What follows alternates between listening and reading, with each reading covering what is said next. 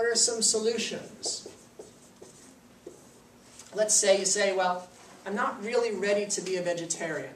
I don't feel like I can be a vegetarian right now.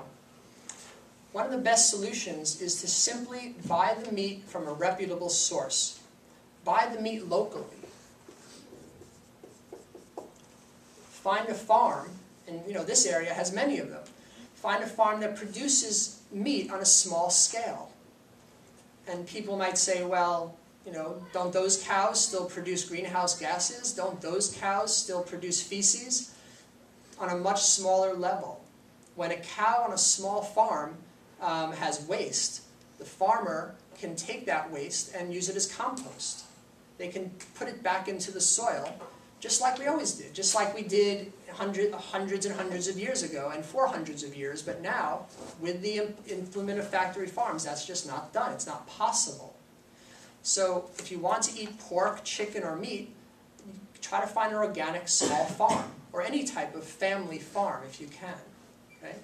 Another thing you could do is go to a farmer's market. Farmer's market. The good news is that farmers markets are ballooning. They're popping up all over as people learn more and more about the negative side of eating commercialized, industrialized food.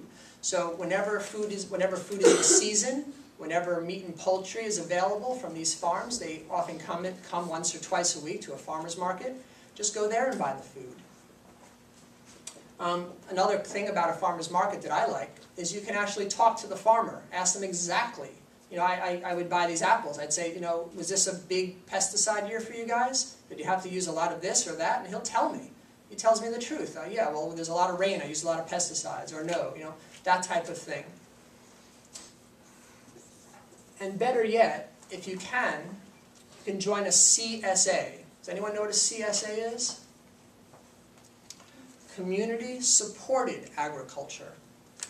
So there are farms that take part in community-supported agriculture, meaning that you pay the farmers, the owners of the farm, a one-time fee, and then every week you can go to the farm and pick up your food. Sometimes, as like the farms that I've been to, you can also go there anytime you want and pick your own food, which is a really nice way to get in touch with what you're eating. This might not be such a priority for some people, but it is a nice way to understand exactly how the food is being made. Okay, other solutions. Try to abstain from genetically modified corn and soy, as I mentioned.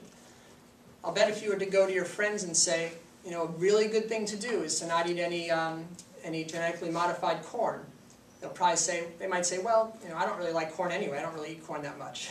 But then you should probably show them, well, almost everything you're eating and drinking, all the sodas, all the desserts, all these things are made from genetically modified corn. So for many people in America, probably most of us, it's probably harder actually to abstain from the GE corn than it would be to limit the amount of meat, because corn is so ubiquitous right now. It's there's a movie called King Corn, you might have heard of, a good movie about what's going on with our farm policy these days.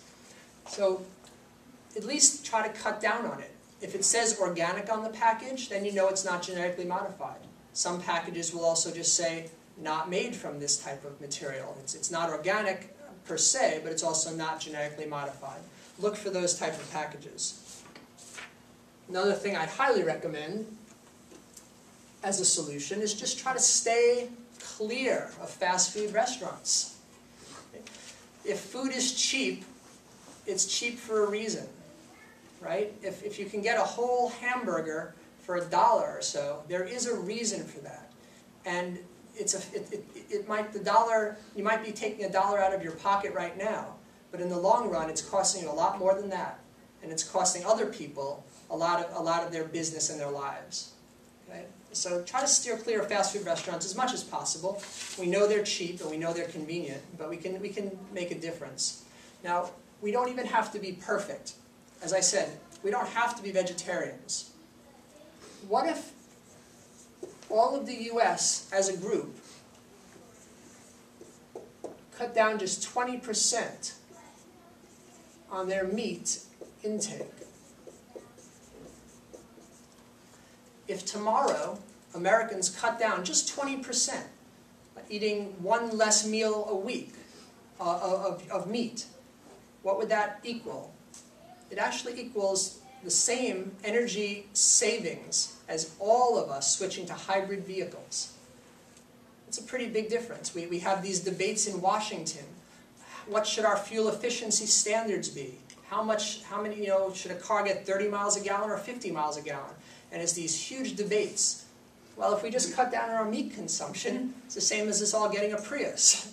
It's a pretty amazing thing. Very simple.